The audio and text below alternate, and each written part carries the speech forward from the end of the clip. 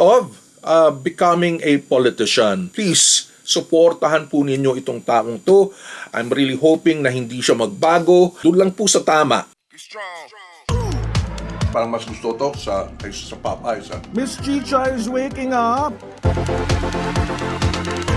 ABS-CBN somehow has maintained that stature. Tinanong ko sa kanya, may multo ba rito? Oy mga Kuyakoy, this is Kuya Mike, ang Kuya nyo sa Amerika, and this is for the Kuyakoy List. So balik tayo sa ating opisina rito. And pag-usapan natin yung malungkot na balita. Although in my incoming vlog, napag-usapan na yung regarding kay Jacqueline Jose.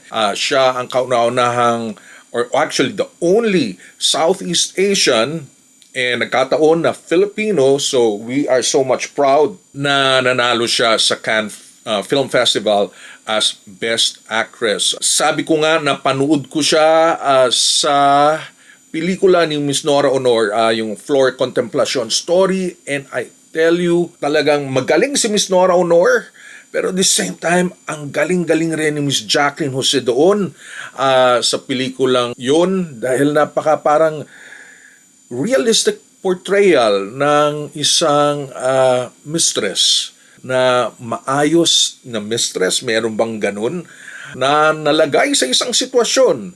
And kakaiba yung portrayal na yun. And kudos to the director. Let me find out kung sino yung director ng Floor Contemplation Story. I don't know if it's Joel Lamangan.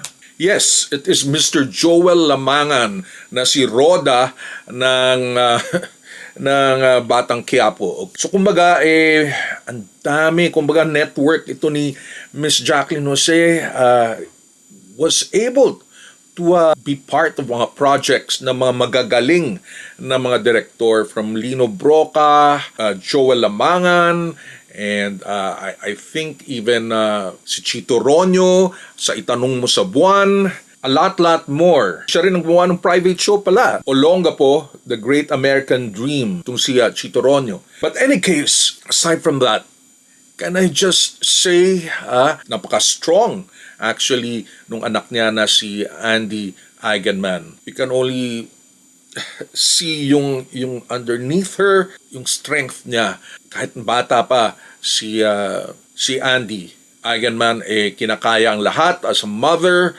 as a wife, and now wala na siya ng mom and even dad. So that is how strong-willed itong si Miss Andy. But at the same time, isa pa sa napansin ko, and probably we're gonna dwell on this, itong si Jake Ejercito. Kakaibang ehersito ito. Talagang isang pagpupugay kay Jake Ejercito. Noon pa lang, parang nakitaan ko na yung strength of his character. No? Dahil again, he was born into a political family. Tatay niya, of course, si Erap, and then yung kanyang kapatid na sila Jinggoy, sila Jude Estrada, and yet kakaiba talaga itong tao na ito. He has the great character rin bilang father to Ellie, na kitang-kita mo naman yung pagmamahal ni Jake Ejercito kay Ellie. No? Makikita mo sa kanya mga postings, and this is genuine. This is real. This is not a put-on. This is just not for publicity or for show. Talagang mahal na mahal niya and trying to be a real good father, an active father actually kay Ellie. Kudos talaga sa tao na ito na si Jake Ejercito, and I'd like to think yung mom niya na si Arnie Enriquez talaga ay humubog rin sa kanya bilang tao, bilang son. And of course, syempre, wag naman natin kaligtaan itong si si Joseph Estrada. Although politically, hindi ko siya gusto with what went on during EDSA 2 at saka yung mga panahon na ini-impeach siya. But at the same time, I just watched the interview with OG Diaz, and that was a great interview, malumanay and real, na kung paano niya nasabi na nasaktan siya At the same time, it was a very sad event in his life. Very young pa siya noon. Pero at the same time, kitang-kita nyo naman ng lumaki na very open itong si Jake Ejercito, lalong-lalo na nung time ng eleksyon. That was year 2022.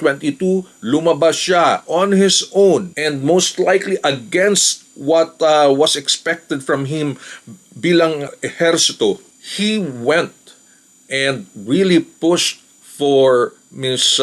Leni Robredo as president. Na-interview pa nga na ni OG Diaz, yung mga magkakapatid. I think nandun si Jake, andun si Jinggoy, and then there was one more. Talagang he stuck with Ms. Leni Robredo. So alam mo na yung values niya. And in fact, na he thought of becoming a politician. Please, suportahan po ninyo itong taong to. I'm really hoping na hindi siya magbago, hindi siya ma-influence. Doon lang po sa tama. So I am so glad na he has really thought of becoming a politician. He is so promising. At the same time, very promising rin yung kanyang career. Although hindi niya nakuha yung role na binigay kay Paolo Avellino sa What is Wrong with Secretary Kim? Tama. What is Wrong with Secretary Kim? It was kind of like promised to him na siya makakuha nung role as boss ni Kim Chun. Pero, well, I think also Paolo Avellino would be another person na kind of fit into this role. So, pero interesting din, nagiging third party na siya ni Maris Racal at saka ni Anthony Jennings dito sa kanilang nakakatawa na yung love team na ito dun sa Can't Buy Me Love. And I'm hoping mas maganda ang kinalabasan at talagang mas ma-enhance pa yung mga roles at love team na ito with the participation of Jake Ejercito. Pero one thing na talagang nakakamangha during the wake, at least even the first 2 days during wake, well, right now you don't see the body of Miss Jacqueline Jose, pero yung kanyang abo is there. Pero you can see presence ni Jake Ejercito. Tamang-tama lang. No, hindi naman siya yung parang showy, pero at the same time, you see him na umaali-aligid, trying to be a real support for Ellie.